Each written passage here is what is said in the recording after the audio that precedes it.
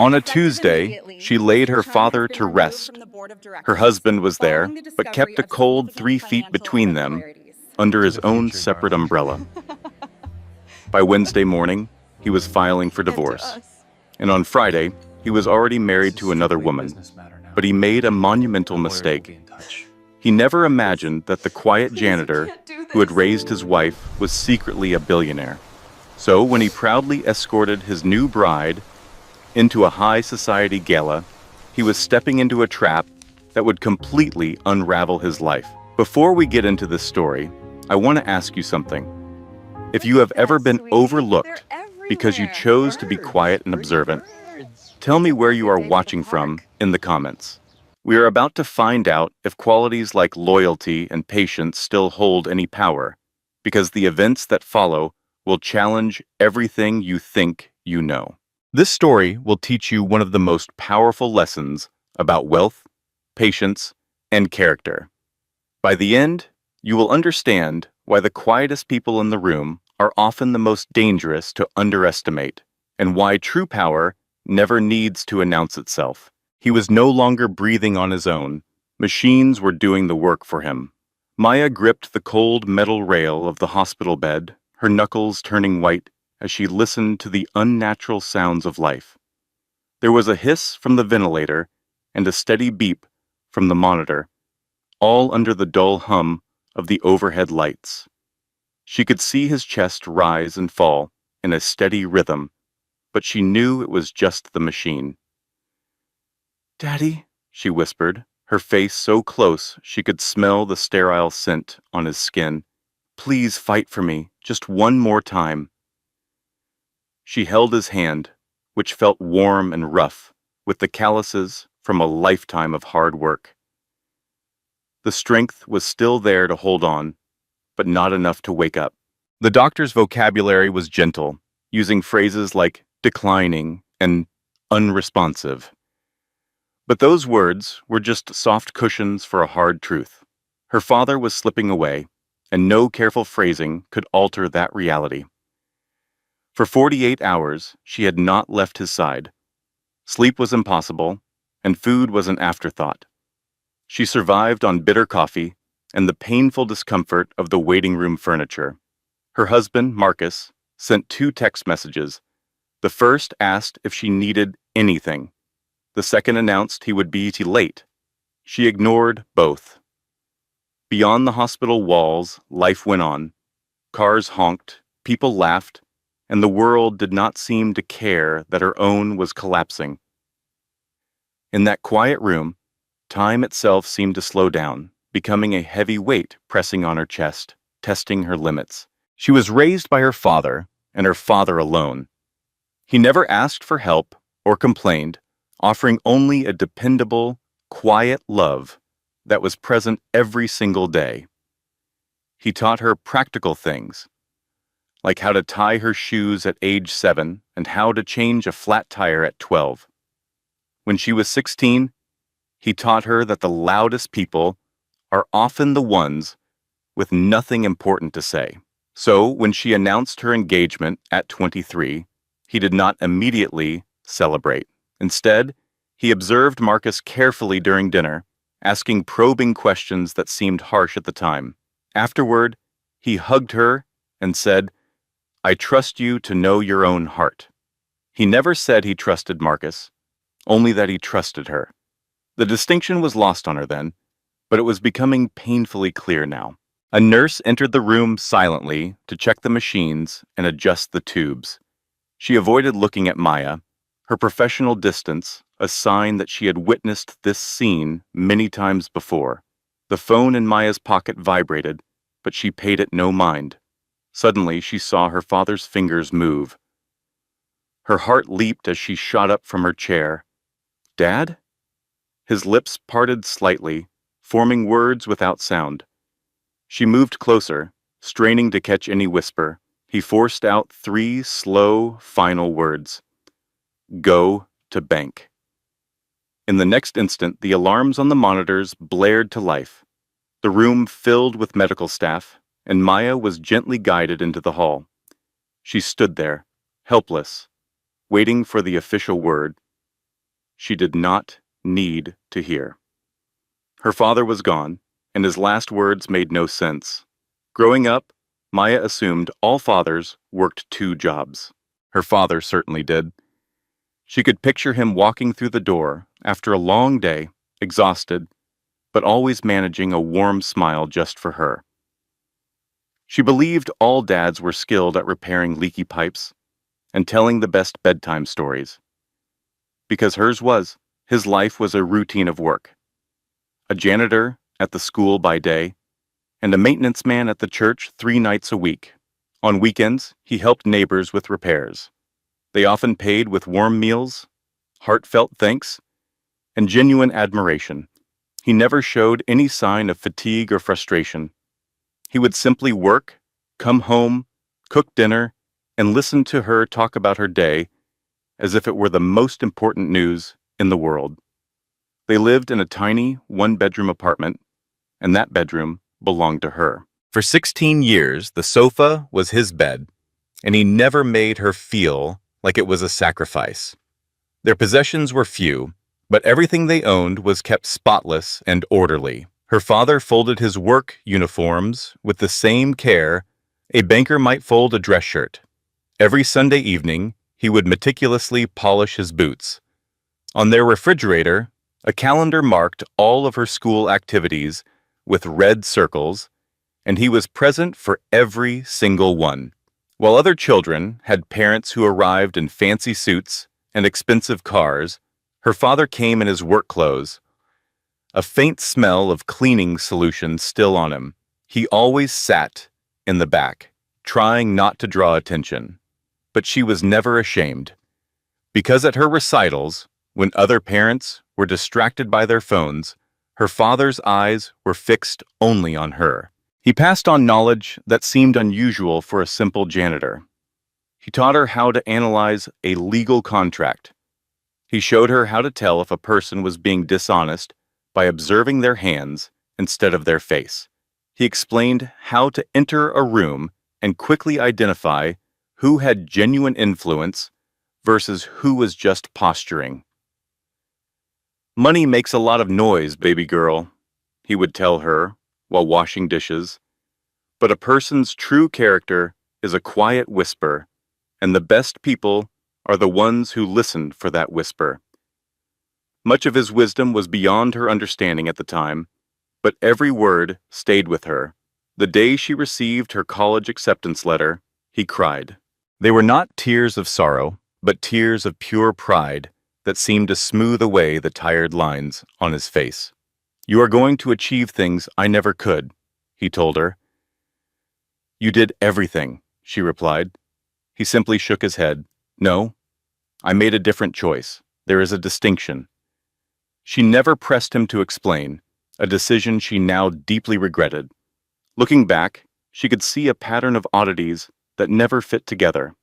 His articulate speech, the advanced books he read, the fact that the tellers at their bank always greeted him by name.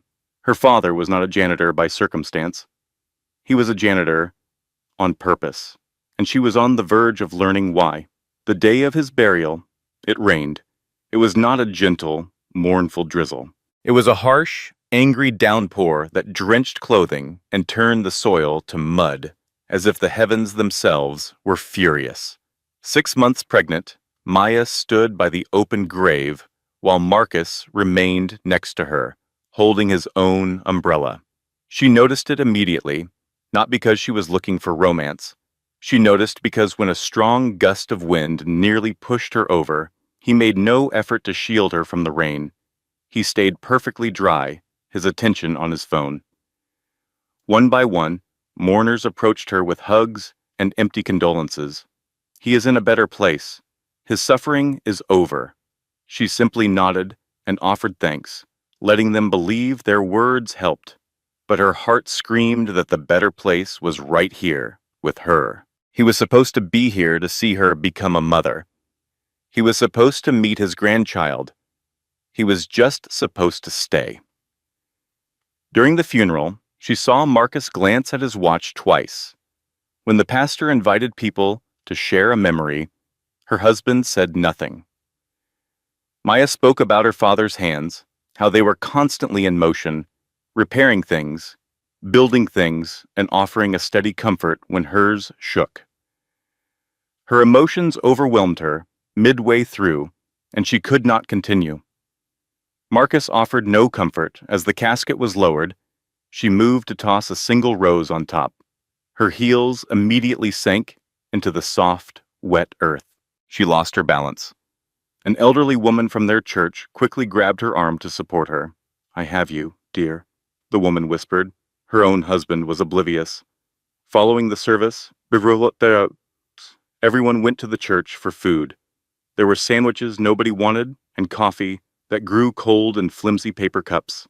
The sound of conversation seemed jarringly loud.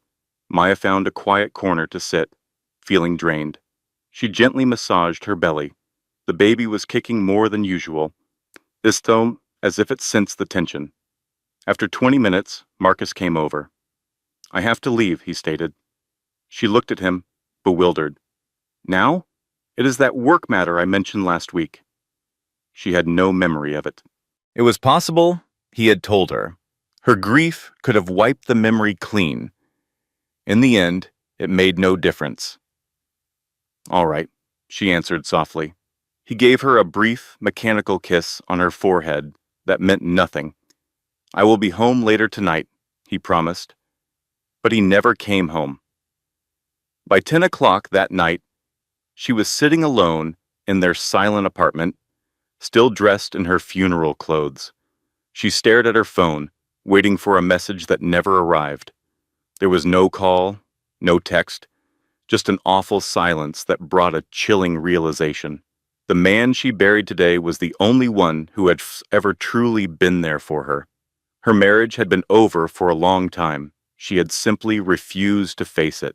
The clock was nearing midnight when she finally forced herself to change out of her dark dress and get ready for bed. Her body ached, but her thoughts refused to quiet down. She picked up her phone, a familiar habit, and began to scroll mindlessly, desperate for any distraction from the twin realities that her father was dead and her husband was not home. That is when the picture appeared on her screen. It showed Marcus at a restaurant she knew well. It was an expensive place with intimate lighting and candles. Seated across from him was an unfamiliar woman. It was clearly not a business meeting. The woman was young and impeccably put together, radiating a kind of beauty that required both money and time. The other woman was leaning forward, her laugh echoing something he had just said. He was tilted back in his chair, completely at ease, with a smile Maya had not seen on his face for months. The caption simply read, "New Beginnings," with emojis of clinking glasses and sparkles. The post was only an hour old. Maya stared at her phone screen until the image went blurry. The tears did not come immediately. She just sat there, phone in hand, feeling the frantic beat of her own heart in her throat.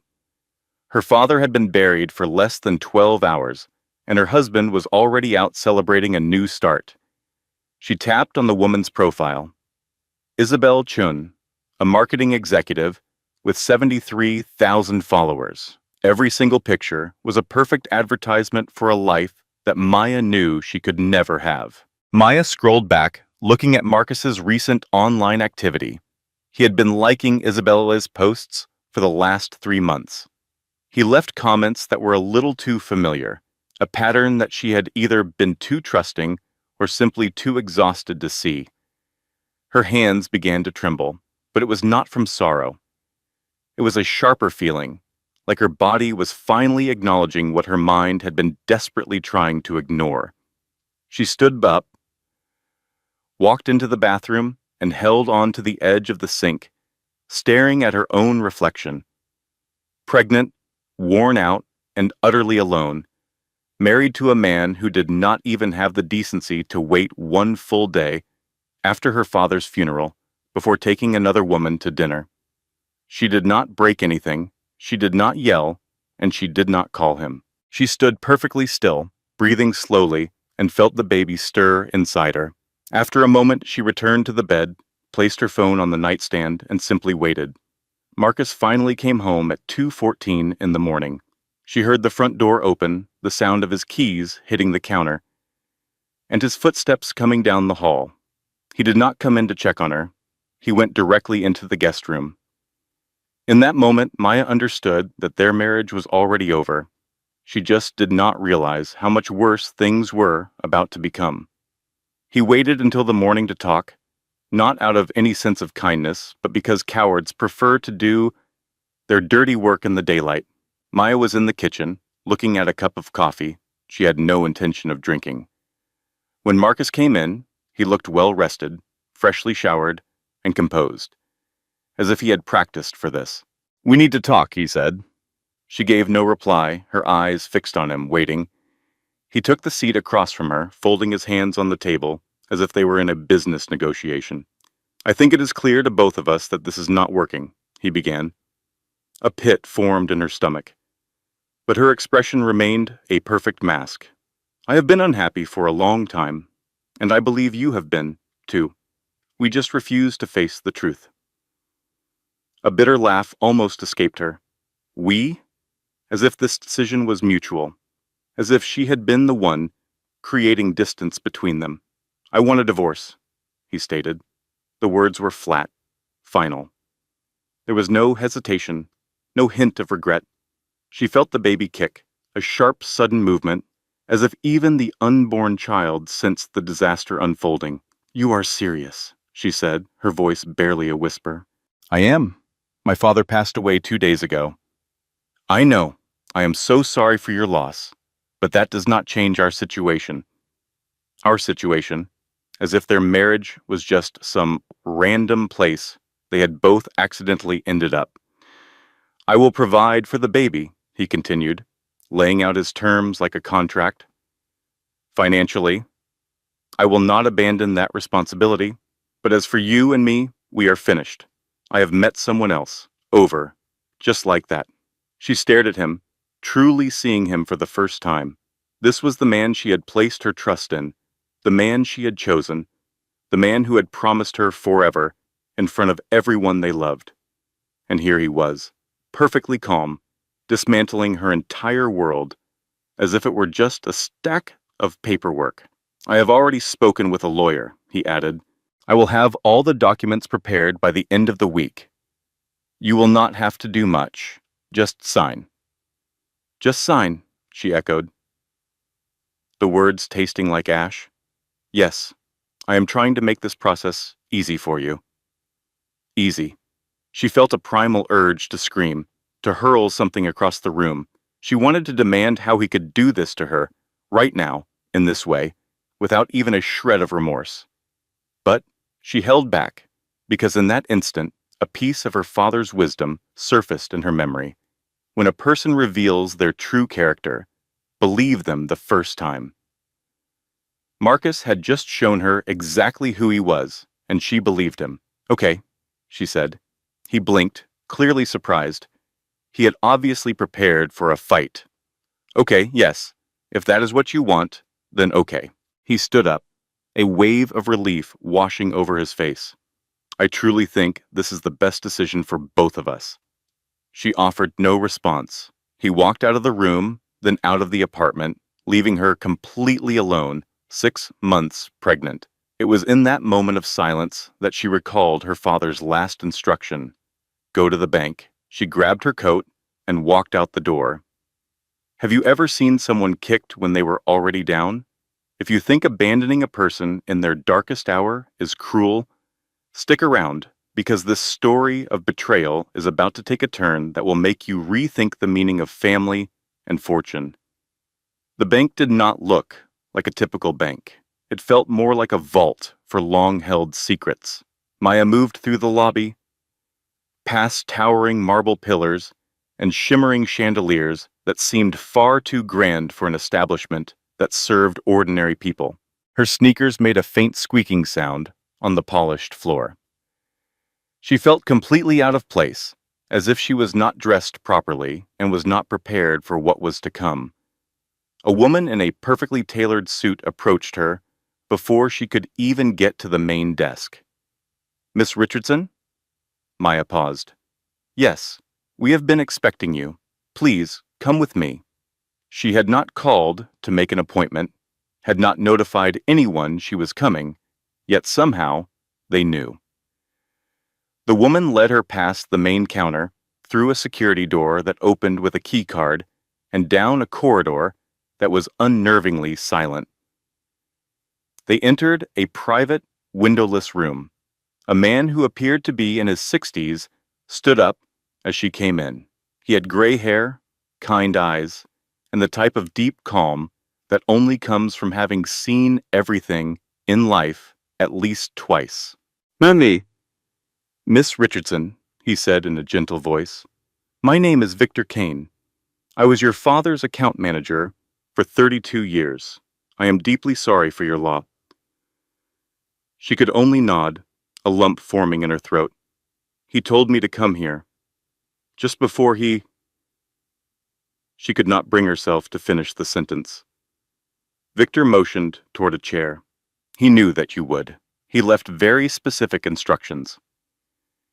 He then placed a small metal box on the table that separated them. The words, Safety Deposit Box, number 1247, were engraved on its surface. This box requires 2 keys to open, Victor explained, taking one from his jacket pocket. Yours should have been with his personal belongings. Maya reached into her purse and pulled out the envelope the hospital had given her. Inside was her father's wedding band, his watch, and a small brass key that she had not understood the purpose of until this very moment. She passed it to Victor. He inserted both keys into the lock and turned them at the same time. The lock made a distinct clicking sound. Victor lifted the lid of the box and then took a step back. I will leave you to have some privacy. Please, take all the time you need. He then left the room, closing the door behind him. Maya stared down at the box. Inside, there was a stack of papers fastened together with a black clip, a sealed envelope with her name on it in her father's handwriting. And underneath everything, something that made her gasp. They were old photographs. One showed her father, looking young, perhaps 25, standing before a massive mansion. He was wearing a suit that cost more than anything she had ever seen him in her entire life, and he was surrounded by people who looked as if they owned the entire world. She turned to the next item, a yellowed newspaper clipping that was still readable. Hartwell heir vanishes after family dispute. She looked at the date, which was 34 years ago. The name printed under the headline was James Hartwell III. She looked back at the photograph. It was definitely her father, but the name was not his. Her hands trembled as she reached for the documents. The first page was a legal trust that had been created 28 years ago and updated just 3 weeks before her father passed away. The beneficiary was listed as Maya Richardson. The trustee was Victor Kane. She quickly read through legal terms that she did not quite comprehend. Words like irrevocable and protected interest and a spousal exclusion clause.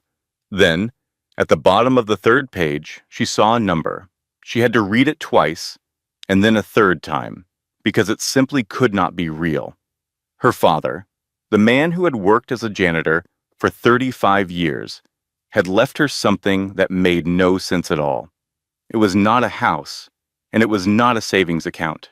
It was an empire. With unsteady hands, she opened the envelope. The letter inside was on plain paper. There was no logo or letterhead, just her father's neat script, which always slanted slightly to the right when he wrote carefully.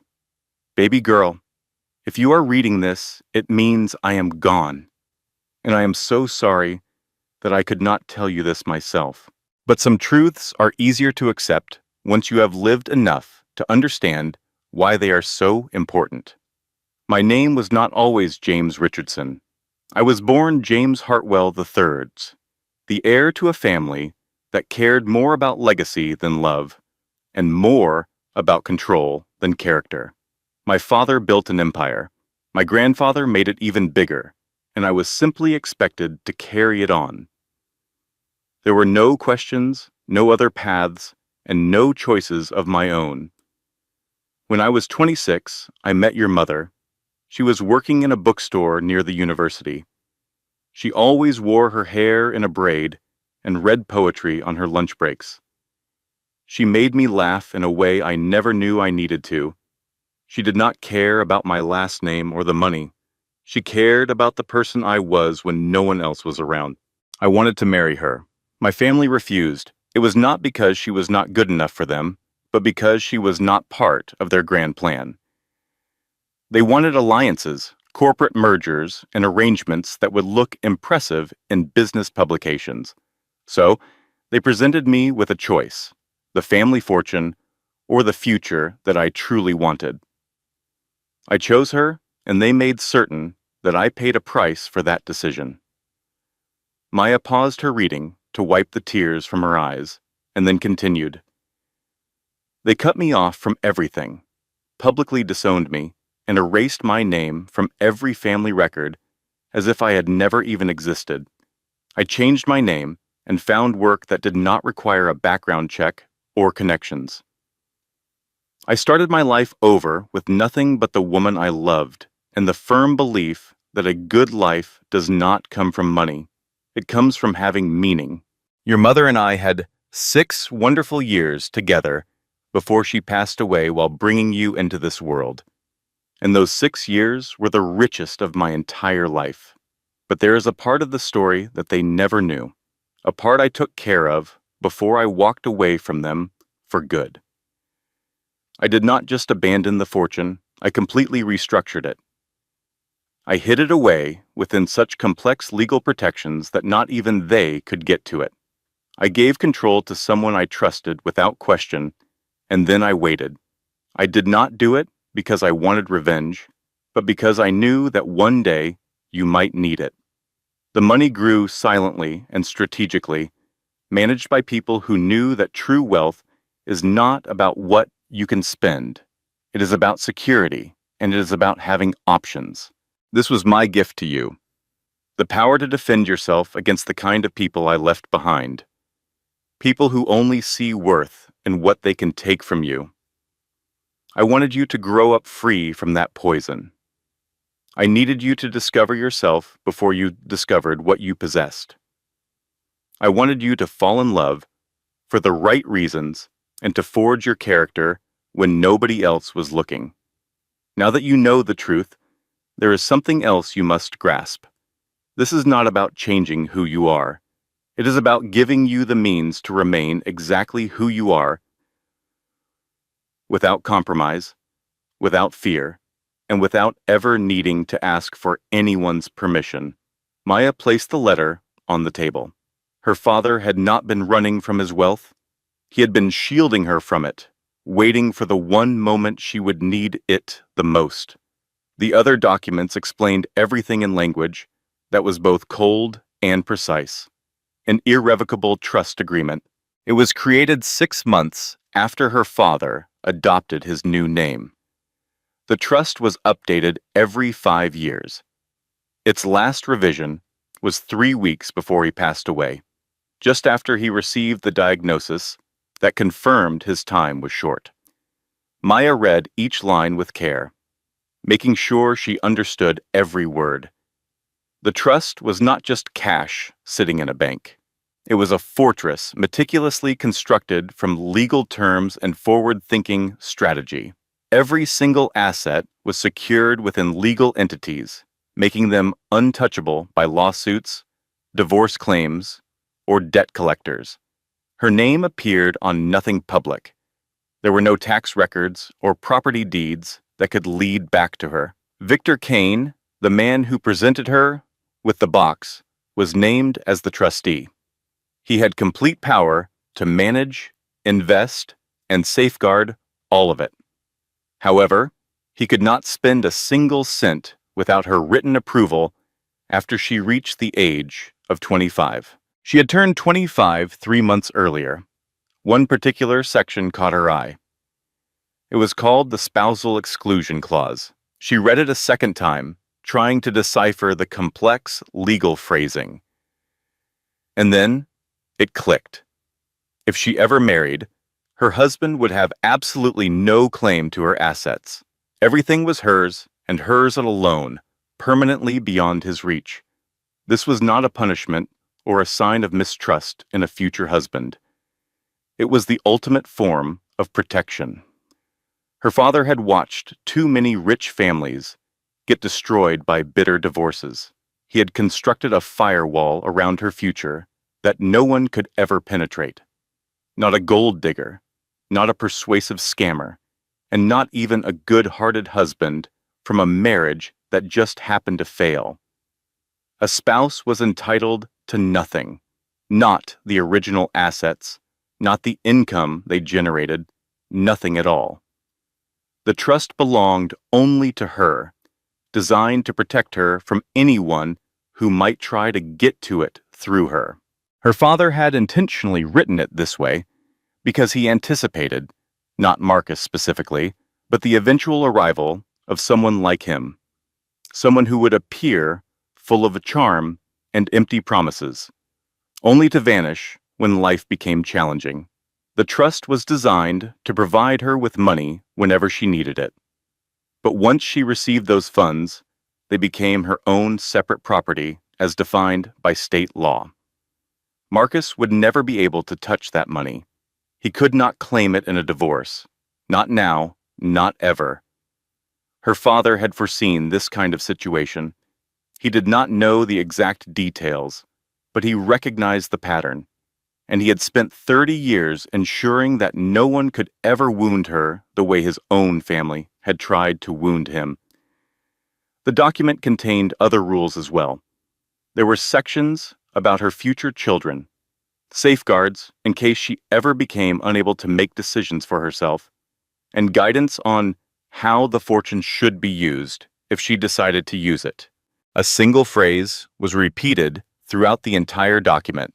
The beneficiary maintained sole and absolute discretion. In simple terms, it was all hers to do with as she pleased. No one could dictate how she should spend it, invest it, or give it away, and no one ever had to know it even existed.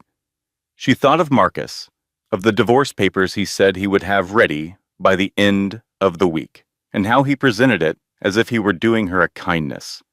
He was completely clueless. He had no idea who her father truly was.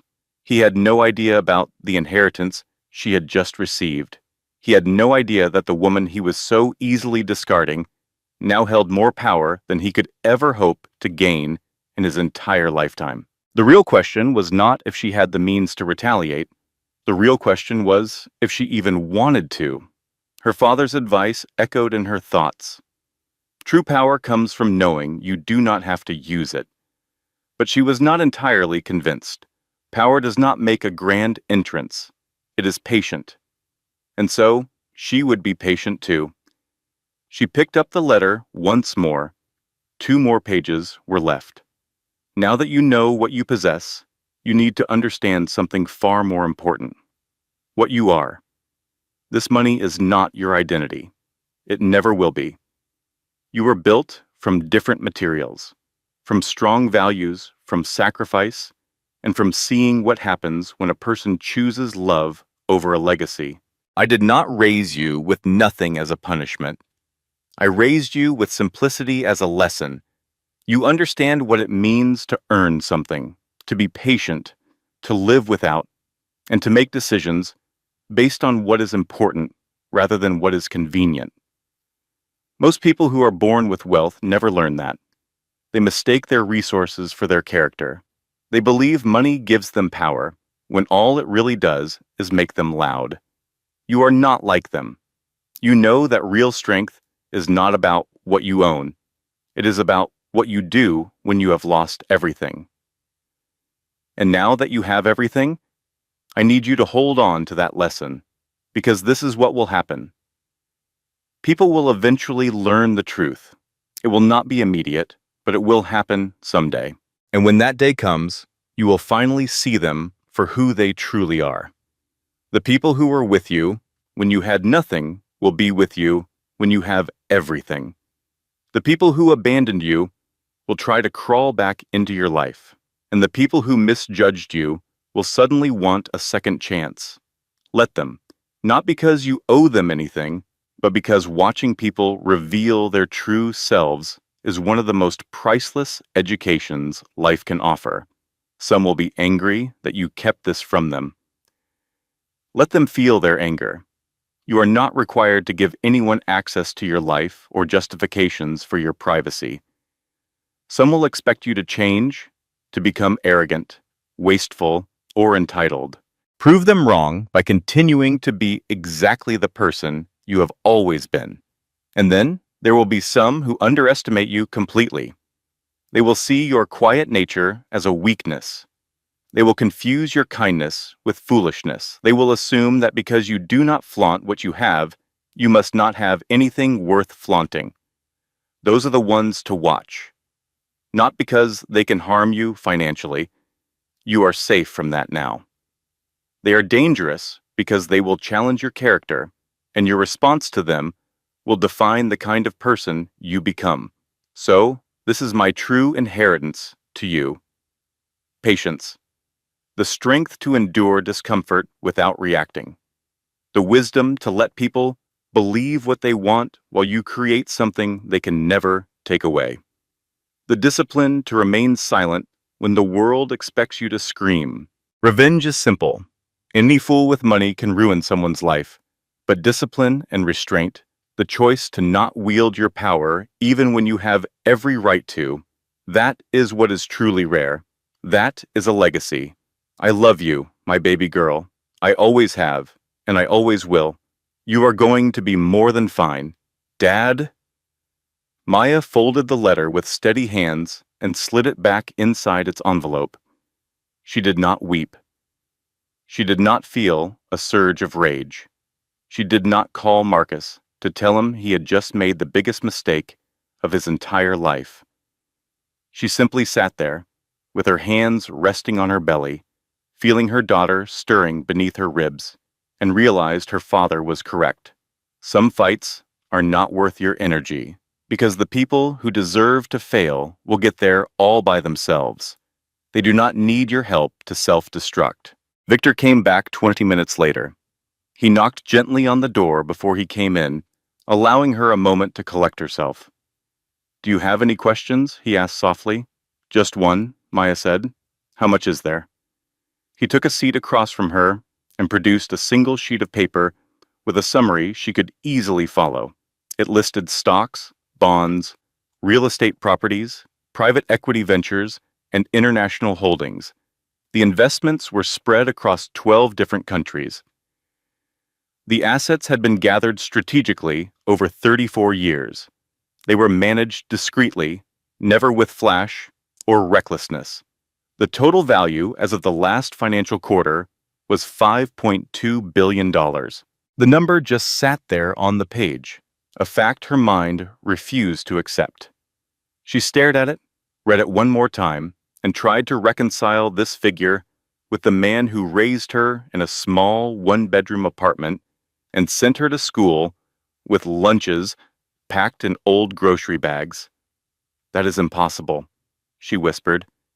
"That is a conservative estimate," Victor said. "Your father avoided high-risk ventures. He always chose stability over rapid growth. If he had been willing to take more chances, this amount would be considerably larger." She felt a wave of dizziness. "What am I supposed to do with it?" Victor offered a sad but comforting smile. "Anything you want. That is the entire point. You could live on the interest and never spend the original amount. You could give it all away tomorrow. Or you could choose to forget it exists. It belongs to you completely. Does anyone else know about this? Only me. And now you," he confirmed. "Your father made certain of that." She thought of Marcus again. She pictured the divorce he was so eager to finalize, and how he had offered to help support their baby as if he were a saint. He had no idea, and she had no intention of ever telling him. "I want to keep this private," she said with resolve. "Nobody else needs to know." Victor nodded. That is a wise decision.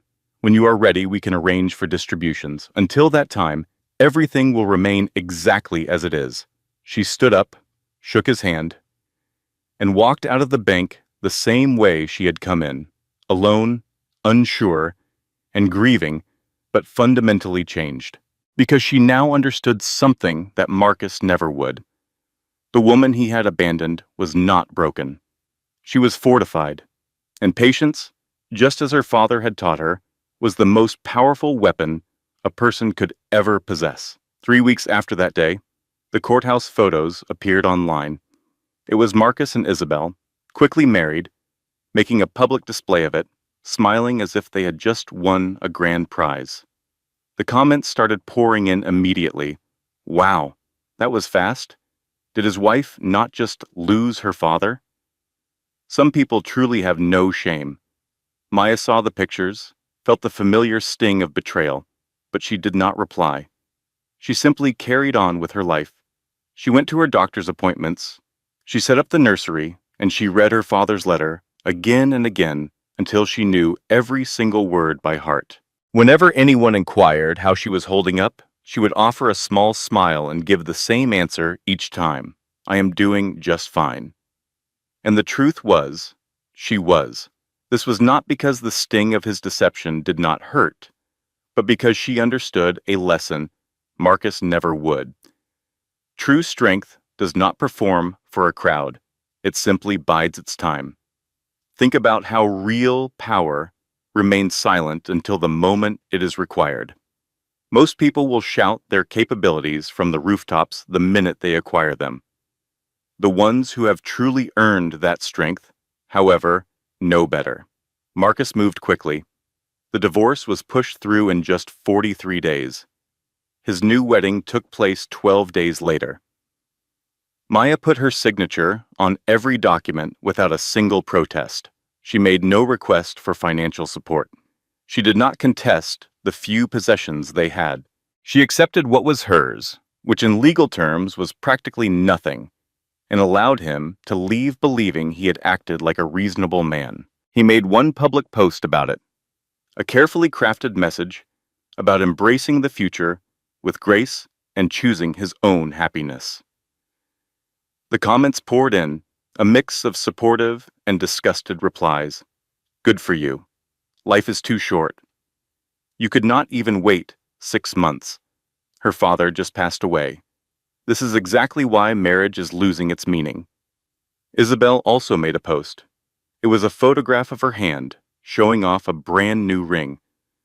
The caption read, "When you know, you just know." The internet certainly had opinions, and they were very strong. Maya became the subject of gossip at social gatherings. The pregnant wife whose husband abandoned her, the woman who remained completely silent, the one everyone was watching, just waiting for her to finally crumble. Her husband had left her immediately following her father's funeral. The story was sympathetic, tragic, and a little pathetic. She learned of the chatter through the grapevine. Friends were unsure of what to say. Acquaintances sent her uncomfortable text messages. Complete strangers online debated if Marcus was a monster or simply a man being honest with himself. She never corrected the narrative, never defended her position, and never explained that she was fine. In fact, she was better than fine. She simply kept her focus and remained patient, because her father had taught her a lesson most people never grasp. Public perception is fleeting, but a person's true character is permanent. And in that moment, Marcus was revealing his character to the world. She did not have to utter a single word. By the 7th month of her pregnancy, the public chatter had eventually faded. People had found newer scandals and more recent drama to focus on, someone else's messy public separation. Maya filled her days by assembling the crib, folding baby clothes, and reading books on childbirth that were equally terrifying and comforting. Victor called her once a week to check on her, ensuring she had everything she could possibly need. She always told him yes, even when the truth was far more complex. She was not having money problems. Victor had arranged for a discreet, monthly stipend that easily covered her rent, food, and medical expenses without drawing any attention. But she was having a hard time emotionally, not because of Marcus, but because of the silence surrounding her father. Her father was gone. Her husband was now gone. And the one person who could have truly understood her situation was a man she would never get to know. The version of her father who had faced the same impossible decision 30 years before. Then, one Tuesday in late September, something showed up in her mail. It was a cream-colored envelope made of thick, expensive paper. Her name was written in beautiful calligraphy, and there was no return address. She opened it with care. Inside, she found an invitation that read, "You are cordially invited to the inaugural event of the Richardson Hartwell Foundation." Her breath hitched in her throat.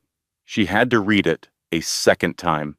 Richardson Hartwell was her father's birth name, and it was hers as well. The event was set for October 14th. It was a black tie affair at a private location with a limited number of guests. At the very bottom, in smaller letters, it said, "Your presence is requested as the Foundation's primary honoree." She had absolutely no clue what this meant. Victor had never spoken of a foundation. Her father's letter had not mentioned one either. She grabbed her phone and immediately called Victor. He picked up before the second ring. "You received the invitation," he stated. It was not a question. "What is this all about?" It was your father's last endeavor. He spent 2 years planning it before his illness. I have been carrying out his wishes since he passed. It is time. Time for what? Victor paused for a moment before he said softly, "It is time for everyone to know who you truly are." Her pulse raced. "I never agreed to any of this. You are not required to do anything that makes you uncomfortable, but the event is definitely happening, and the guest list is already set." "Who is on the list?" There was another silence. "Everyone who is important, and that includes Marcus." The official announcement was released 3 days later. A professional and polished press release was sent to local news outlets and nonprofit groups all over the state. The Richardson Hartwell Foundation is launching with a $50 million endowment to focus on educational access, career development, and assistance for single-parent families. The newly formed Richardson Hartwell Foundation will be holding its first fundraising gala next month. The foundation celebrates the legacy of James Richardson, who dedicated more than 30 years to serving his community in quiet but impactful ways. The article featured a photograph of her father, but not in his janitor's work clothes. It was a picture from many years ago, showing him in a suit, looking like a man who belonged in a corporate boardroom. The people who knew him were confused. "Wait, is that the gentleman from the elementary school? I had no idea he was wealthy. Where is this money coming from?" The press release did not give an answer. It named Victor Kane as the executive director and listed a board of advisors with names nobody in the area recognized. It also made reference to an anonymous founding contributor whose donation had made the whole project possible. The community's reaction was cautious, a mix of curiosity and doubt. $50 million does not just materialize out of thin air, and James Richardson, the man who mopped hallways and repaired plumbing, did not seem like the kind of person with access to that level of fortune. Rumors began to fly. Some people believed it was a fraud. Others were convinced it was financed by a famous person or a politician who was just using her father's good name. Still others assumed Maya had received a large settlement from Marcus and was now trying to repair her public image. Not a single person guessed the truth because the truth was simply too fantastic to be believed. Maya observed all of this happening from afar. She made no comments, offered no clarifications, and did not participate in any of the speculation. Victor was managing every detail. He handled all press inquiries, event planning, and vendor agreements. The only thing she needed to do was be there, but the guest list weighed heavily on her mind. Victor had sent it to her in an encrypted email. There were 200 names, including donors, community figures, and local officials, people her father had known throughout his life. And there, near the end of the list, was the entry, Marcus Chun +1. Her stomach dropped. "Why is he on this list?" she asked Victor on the phone. "Your father specifically asked for him to be there." "What?" "He left behind a list of instructions. Precise names. Marcus was one of them." "That makes absolutely no sense. Dad passed away before Marcus even asked for a divorce." "Your father was a very good judge of character," Victor explained with care. "He had a way of seeing things before they unfolded." She let that sink in, trying to make sense of it. Her father had known. Maybe he did not know the specifics, but he knew it was a possibility. And he had arranged for Marcus to be present on the night the truth would be revealed. It was not about payback, it was about enlightenment. "I am not sure I can go through with this," Maya confessed. "You do not have to," Victor assured her. "But if you decide not to go, you will always wonder what might have been." She thought about her father's letter, his words about patience and about allowing people to show their true colors. "He will bring Isabel," she said softly. "I am sure people will gossip." "They are already gossiping." She let out a long breath and felt the baby move inside her. She placed a hand over her stomach. "All right," she finally said. "I will be there." "Excellent," Victor responded, "because this night is not about him. It is about you, and it is time for people to finally see the distinction." The location was breathtaking. It was a historic mansion that had been transformed into a venue for special events. Chandeliers hung like cascades of crystal. The floors were so glossy they mirrored the ceiling above. The tables were draped in fine linens that likely cost more than an average person's rent. Maya showed up 30 minutes before the event was scheduled to begin. Victor was waiting for her at a private entrance. He looked at her once and broke into a smile. "You look absolutely perfect," he told her. She had picked her outfit with great care. It was an emerald green gown with an empire waist that flattered her very pregnant figure. Her hair was styled in a simple updo. She wore almost no jewelry, except for one item, a diamond necklace that had been stored in the safety deposit box. It was a vintage piece, elegant and subtle, unless you understood its true worth. She did not know its monetary value. She only knew it had belonged to her grandmother, the woman her father's relatives had cut out of their lives, right along with him. Wearing it felt like the right thing to do. "How are you feeling?" Victor asked.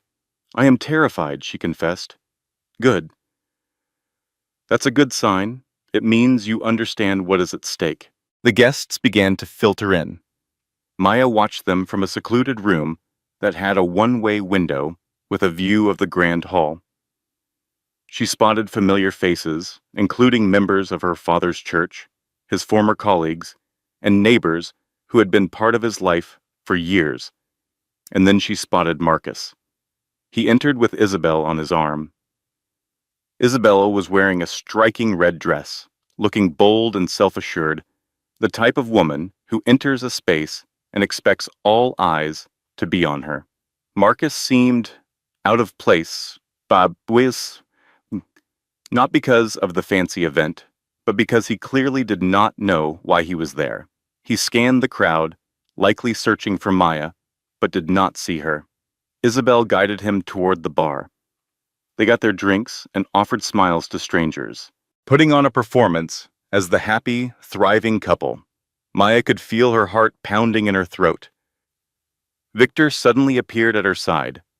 "You do not have to go out there just yet. We can wait until the program has started." No, Maya replied in a low voice. I want to enter just like all the other guests. Are you certain? She gave a firm nod, remembering an important lesson from her father. Being confident is not about feeling prepared. It is about taking the next step, even when you are not. She departed from the private room, walked along a corridor, and paused at the doorway to the grand hall. She took one deep breath, and then she walked through the doors. The room did not fall silent all at once, but a change rippled through the crowd. Have you ever seen someone completely underestimate the wrong person?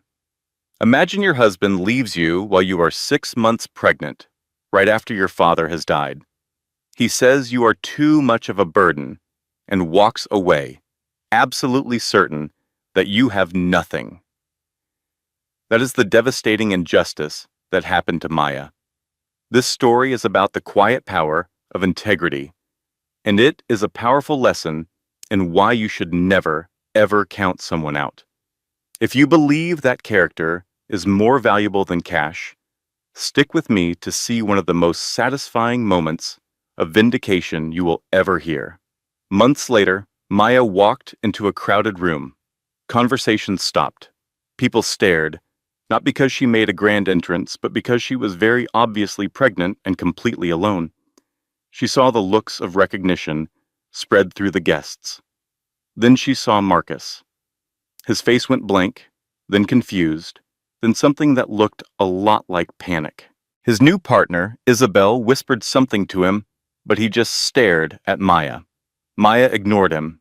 She moved with calm dignity to a reserved seat near the front, sat down, and folded her hands over her belly. Just breathe. An older woman with a kind face approached her. You must be Maya, she said softly. I am. Your father talked about you all the time. I am so sorry for your loss. Thank you, Maya managed to say. The woman smiled warmly. He would be so proud of you tonight. A lump formed in Maya's throat. She could only give a small nod in response. More people came by to offer their condolences and share fond memories of her father. And through it all, Marcus sat across the room, frozen. A terrible feeling was dawning on him. This was not some random event he had decided to attend. This was her event, and he had absolutely no idea what was coming next. The lights in the room began to dim. A microphone was set up on a small stage. A man named Victor stepped up to it. Good evening, he started. Thank you all for coming. Tonight is not just about launching a new foundation. It is about honoring a man who lived his values every day, even when nobody was watching. Victor spoke about her father, about his dedication, his quiet kindness, and his reliability. People throughout the room nodded in agreement. Some of them wiped away tears. Then Victor's tone shifted. What most of you do not know, he continued, is that James Richardson made a profound choice 34 years ago. He walked away from a life of immense wealth and privilege because he refused to compromise when it came to love. He changed his name, started from scratch, and built a new life based on his character, not his inheritance. Confused whispers moved through the audience. Marcus leaned forward just a little, suddenly paying very close attention. That choice cost him everything his family thought was important, Victor went on, but it gave him something far more valuable, his integrity, and a daughter who inherited his principles instead of his fortune. Victor paused, letting his words sink in. The Richardson Hartwell Foundation exists because James never forgot where he came from, and because he spent 3 decades making sure his daughter would have the ability to build something meaningful, free from the weight of expectation or entitlement. He then turned and gestured toward Maya. It is my great honor to introduce the Foundation's founder and its primary benefactor, Maya Richardson. Polite applause started, but it grew louder as people began to understand. Maya stood up slowly and walked to the stage with deliberate steps. She could see the expression on Marcus's face shifting in real time. His confusion was turning into comprehension, and that comprehension was quickly turning into pure horror. He was finally connecting all the pieces. Richardson Hartwell, her father's real name, the $50 million endowment, the foundation, it was all her. Isabel looked over at him, baffled by his strange reaction. He offered no explanation. He just sat there, watching the woman he had abandoned. The woman who was 6 months pregnant, grieving, and who he thought was broken. He watched her walk onto a stage in front of 200 people who now understood the truth. She was not a victim. She was a legacy. Maya got to the microphone and adjusted its height. The entire room became completely silent. She did not look at Marcus.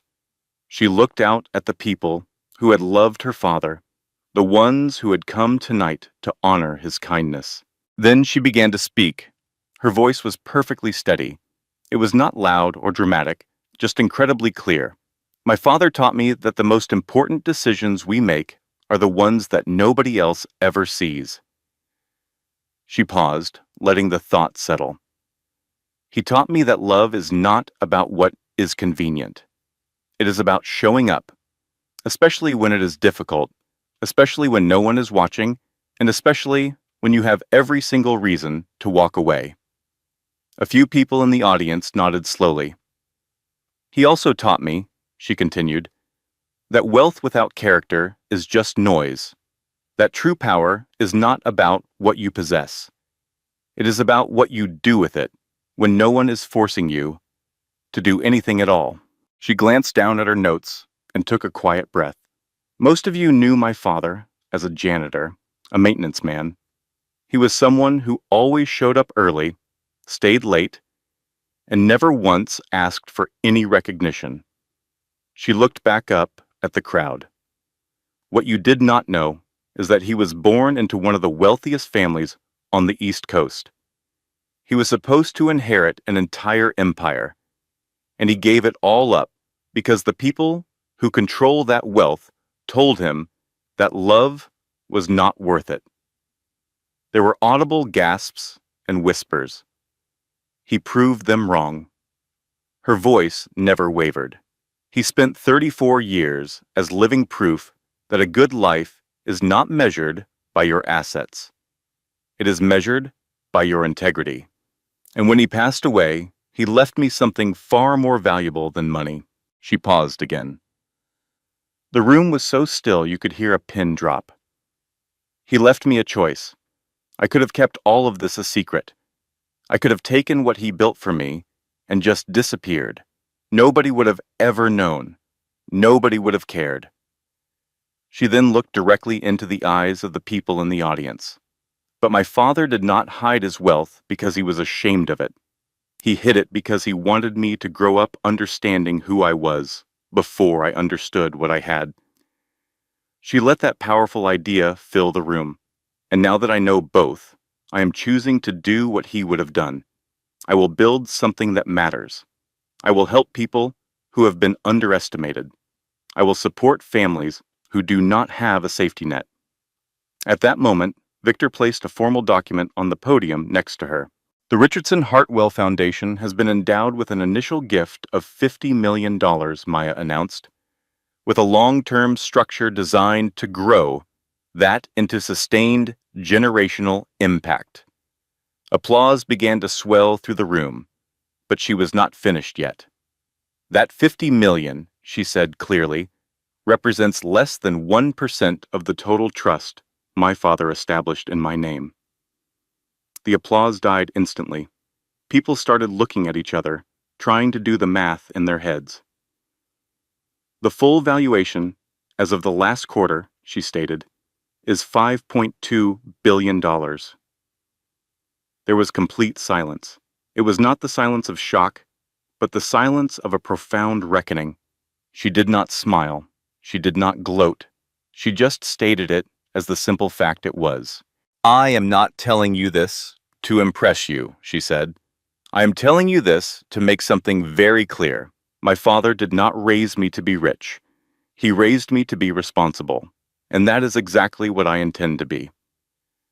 She then stepped back from the microphone. The applause that came next was not just polite, it was thunderous. People got to their feet, clapping, with some even crying. Maya walked calmly off the stage and returned to her seat. Across the room, Marcus sat completely still. The color had drained from his face. His hands were gripping the edge of the table so tightly his knuckles were white. Isabel was trying to say something to him, but he was not listening. He was doing math in his head. The woman he had left, thinking she had nothing, had just revealed that she controlled more wealth than he could ever touch in 10 lifetimes. And he had simply walked away, not because she was not enough, but because he had never bothered to truly know her. If you have ever underestimated someone just because they were quiet, this is a moment to sit with that discomfort. Subscribe if you believe that loyalty and character still matter, because this story is not over just yet. Marcus tried to leave. The second Maya stepped off the stage, he stood up, grabbed Isabella's hand, and mumbled something about needing some fresh air. But Victor was quicker. He did not block his path, but he was suddenly there, standing near the exit with a calm smile on his face. It was a calm, knowing look that said everything without saying a single word. Marcus froze. Isabel looked at him, confused. "What is wrong?" He did not answer. He could not, because what could he possibly say? That the woman he had divorced only 8 weeks ago, the one he had abandoned while she was grieving and pregnant, had just been revealed as one of the wealthiest people in the entire state? That he had walked away from billions of dollars because he could not be bothered to stick with her through a hard time? That every single decision he had made for the past 6 months had been based on a completely wrong assumption about who really held the power? Isabel tugged on his arm. "Marcus, talk to me." He sat back down like a robot, feeling completely numb. All around them, people were celebrating. They were talking excitedly about the foundation, about Maya's incredible composure, and about her father's amazing story. Someone nearby said, "Can you imagine walking away from that much money just to marry the person you loved? That is so rare." Another person added, "And to raise a daughter who turned out to be that grounded, that is even rarer." Marcus heard every single word. Each one was a painful reminder of what a failure he had been. He glanced over toward Maya. She was surrounded by people now, thanking her, hugging her, and offering their support. She looked tired, but she also looked incredibly steady. She did not look in his direction even once. It was not out of spite. It was because he simply did not matter to her anymore. Isabel finally put the pieces together. "Wait," she said slowly. "That is your ex-wife." He nodded. "The one you said had nothing." He did not respond. She pulled her hand away from his, staring at him. "Marcus, how much did you know about this?" "Nothing," he said quietly. "I knew nothing." "You did not ask," she stated. He looked at her and saw the shift in her eyes as it was happening. He saw the recalculation. She was not angry with him. She was evaluating him. She was wondering if she had made a huge mistake by aligning herself with someone who could miscalculate something so badly. He saw it, and he felt it. He realized this must have been how Maya felt. Watching someone you trusted suddenly reassess your value based on new information. It was humiliating. "I need to talk to her," he said suddenly. "Do not," Isabel warned him. "I have to." "Marcus, leave it alone." But he was already on his feet, moving toward Maya's table. Victor intercepted him smoothly, his manner polite, but unmistakably firm. "She is not available right now. I just need 5 minutes." "She is not interested." Marcus's jaw tightened. "You cannot speak for her." "I do not have to," Victor replied. "She asked me to make sure you understood. There is nothing to discuss." The words hit him like a closing door. Final, permanent. Marcus stood there, completely useless, while the woman he had underestimated continued her conversations with people who actually mattered to her. He had wanted closure, or an explanation, or maybe even some kind of forgiveness. But Maya did not owe him any of those things, and she was certainly not going to give them to him. 10 minutes later, she left quietly through a side exit. There was no grand goodbye. She was just gone. Marcus watched her go and understood, for the very first time in his life, what it felt like to be completely and utterly irrelevant. Naomi Grace Richardson arrived on a Thursday. She was 7 pounds and 4 ounces, with dark hair and her grandfather's eyes. The hospital room felt perfectly still as Maya held her for the very first time. There was no husband pacing the halls, no family in the waiting room, only Victor, who had insisted on being there. A nurse named Petra even stayed after her shift ended, believing that no one should be alone during such a profound moment. Petra whispered, "She is perfect." Maya could not find her voice. She just nodded as tears streamed down her face, thinking of how her father should have been there. He should have been the one to hold his granddaughter and see the life he fought so hard to protect finally begin. The baby's weight in her arms felt like a promise she had kept, a future he had secured, even if he was not there to witness it. She gazed down at Naomi's face, which held a universe of possibilities. "My little girl," she whispered, "I have got you." But her father was gone, and Maya knew, somehow, she had to be enough for the both of them. She looked at Naomi again, gently tracing the outline of her tiny fingers, memorizing every detail of her face. "Your grandfather loved you long before you were born," she whispered softly, "and he made sure you would have a life that was safe, protected, and free." Naomi let out a yawn, impossibly small and impossibly complete. Victor moved a little closer, his eyes filled with a grandfather's tenderness as he looked at the baby. "James would have been so proud," he said quietly. "You did a good thing, Maya."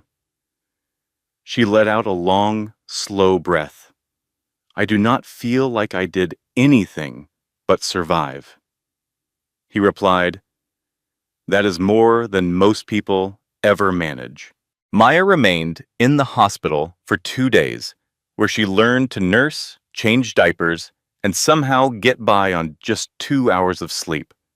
Marcus sent flowers, a generic bouquet with a simple card that read, "Congratulations. Wishing you both well." She threw them in the trash, not because she was angry, but because the gesture was meaningless. It was an empty act from a man who had already made it clear how distant he wanted to be. Around that same time, Isabel posted a picture on social media. It showed her and Marcus at brunch, both of them smiling. The caption read, "Choosing joy every day." Maya did not even bother to read the comments. She had more important things to concentrate on. When she finally brought Naomi home, the apartment felt completely different. It seemed smaller and quieter, yet it was filled with a presence that had not been there before. She placed the bassinet beside her bed and hung the mobile her father had purchased months before he fell ill. He had carved the wooden animals himself during late nights when he could not sleep.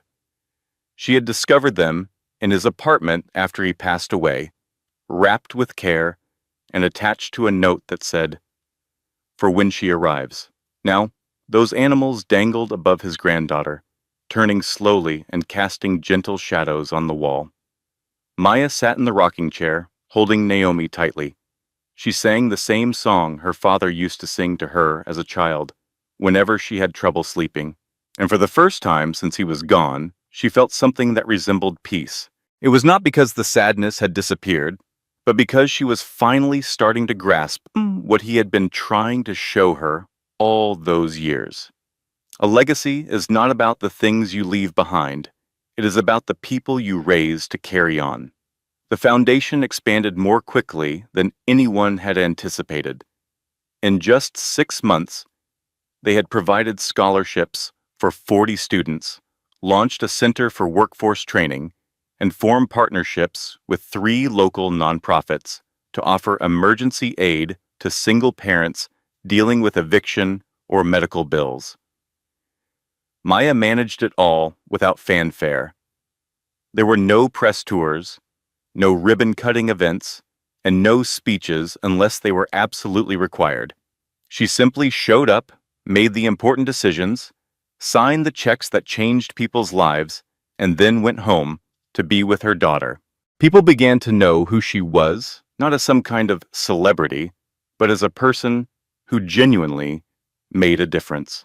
A woman once came up to her in a grocery store. She was in her late 30s, and her eyes were filled with tears. "You paid for my son's tuition," she said, her voice trembling. "I do not know if you remember him, but he is the first one in our family to ever go to college. And it happened because of you." Maya gave her a gentle smile. "It happened because of your son. He earned it." The woman insisted, "No, it is because someone believed he was worth the investment. Thank you." Moments like that became a regular occurrence. There were letters, emails, and chance meetings with people whose entire lives had been altered because the foundation was there to help. Maya saved every single letter. She would read them on difficult days when she started to doubt if any of it truly made a difference. It did. Not because of the money itself, but because of what the money allowed to happen. Her father had been correct. Wealth without a clear purpose is just meaningless noise. But wealth that is used with intention, that is how you build a legacy. By the time Naomi celebrated her first birthday, the foundation had reached into 3 different counties. Victor was in charge of operations. Maya was in charge of the vision. And after a while, people stopped wondering where the money came from. They were just grateful that it was always there when needed. Marcus would hear about her work from time to time through mutual friends, on social media, and by seeing Maya's name appear in circles that made him feel uneasy. He tried to make a donation one time, a check for $5,000. He sent it by mail directly to the foundation's office. Victor mailed it right back to him. There was no letter of explanation, just the uncashed check and a note with a single word: declined. Marcus never made another attempt. Isabel left him 14 months after the gala. It was not a dramatic breakup, but a practical one. She had come to understand what Maya had figured out long ago. Marcus was the type of man who would trade up when he thought he had found something better, and then trade down the instant he realized he had made a mistake. She had no interest in being the next person he would underestimate. The divorce was handled quickly and quietly. Hardly anyone even took notice, because by that point, Marcus had become exactly what Maya predicted he would be: irrelevant. It was not because she had set out to destroy him, but simply because she had moved on with her life without him. And by doing that, she had turned him into a mere footnote in a story that was never really about him in the first place. Marcus saw Naomi one time completely by chance. He was taking a walk through a park near his office when he noticed them. Maya was pushing a stroller. Naomi, who was probably about 18 months old, was pointing at the birds and chattering with excitement. Maya looked different. She seemed stronger, more at ease with herself than she ever had when they were married. He almost went over to them. He almost said something, but then he saw that Victor was there too. He was walking right beside them, laughing at something Naomi said, being present in a way that Marcus had never been. He stayed where he was, just watching from afar. Naomi had Maya's smile and her father's eyes. She looked healthy, joyful, and deeply loved. Marcus felt a strange, twisting sensation in his chest. It was not quite jealousy, but something closer to recognition. He had been given the opportunity to be a part of this, to be the man pushing that stroller, to hear his own daughter's laughter, to build a life that had meaning. And he had chosen otherwise.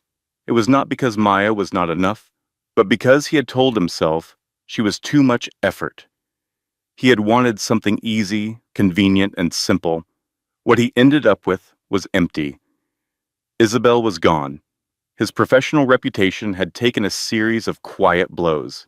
He did not grasp the full extent of it until people just stopped returning his calls. The life he thought he was upgrading to felt more hollow with each passing year. In that same time, Maya had built something that could not be denied. She did not do it loudly or out of revenge, but just with quiet consistency. The foundation continued to grow. Her name kept coming up in important contexts, like education panels, nonprofit boards, and community planning committees. She never went looking for recognition. It simply found her, because people will always respect competence, and she had demonstrated hers time and time again. Marcus, on the other hand, had stalled. His career hit a plateau. His relationships never went beyond the surface. His life felt more like a performance he was putting on rather than something he was actually living. He would sometimes think about getting in touch, about sending an apology, about trying to make her understand. But what could he possibly say? "I am sorry I left you when things became difficult. I am sorry that I did not recognize your true value. I am sorry that I was too arrogant to ask any questions." None of it would make any difference now. Maya had moved on, completely and for good, and he was left to sit with a lesson that had come far too late to do him any good. The years went by. Naomi began kindergarten. The foundation marked its 5th anniversary. Maya's name was featured in a business journal profile with the headline, "The Philanthropist You Have Never Heard Of." The article spoke about her father, the foundation, and all the work it had done. It mentioned Marcus only once, in a passing reference. Richardson was previously married, but has been a single mother since her daughter's birth, choosing to focus on family and philanthropy rather than public relationships. Just one sentence, placing him firmly in footnote territory. He read it over twice. He felt a sharp sting. Not because the words were cruel, but because they were completely accurate. He had been reduced to a minor detail, a brief phase in her life, a person who had been around for a short time and then left before anything truly important began. And the most painful part of it all was that he deserved it. Maya stood inside her father's old apartment one final time before the lease was officially up. 6 years had passed since he died. 6 years of building, of growing, of discovering who she truly was when no one else was there to watch her. Naomi was spending the afternoon with Victor, which gave Maya the chance to close this chapter of her life by herself. She moved through rooms that now seemed smaller than she remembered, running her hand over the kitchen counter, where her father had prepared thousands of meals. She sat on the couch where he had slept for 16 years just so she could have the bedroom. The apartment was completely empty now. The furniture had been donated, and his belongings had been sorted through. The only things left were the memories and a single envelope she had been saving. It was the one Victor had kept for her, waiting until she was ready. She opened it with care. "Baby girl," it began, "if you are reading this, Oshin, it means that enough time has gone by for you to truly understand what I am about to tell you. Loss is not a punishment. It is permission. It is permission to find out who you are when there is no one left to place their expectations on you. It is permission to build something that reflects your own values instead of seeking someone else's approval. It is permission to walk away from people who are unable to see your worth. Not because you are filled with anger, but because you are too busy creating something better. You have spent these past years proving something that I knew all along. That character is not about what you possess. It is about what you do when you possess everything. Some people will claim you were lucky, that you were simply handed wealth, privilege, and opportunity. Let them think that, because they will never grasp that wealth without wisdom is merely money. And you, my daughter, possessed wisdom long before you had any resources. I am so proud of you. Not for your success, but because you remained kind, you remained humble, you remained yourself. That is the true inheritance, love, Dad.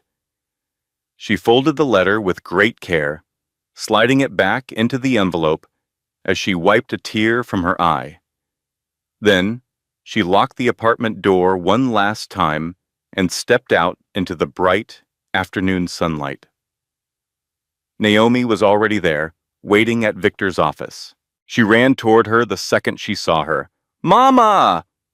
Maya swept her into her arms, holding her close. "Did you have a good time? We got ice cream." "Of course you did," Maya said, glancing at Victor with a smile.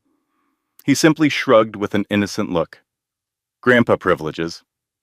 The three of them walked to the car together. Naomi chattered excitedly about her day.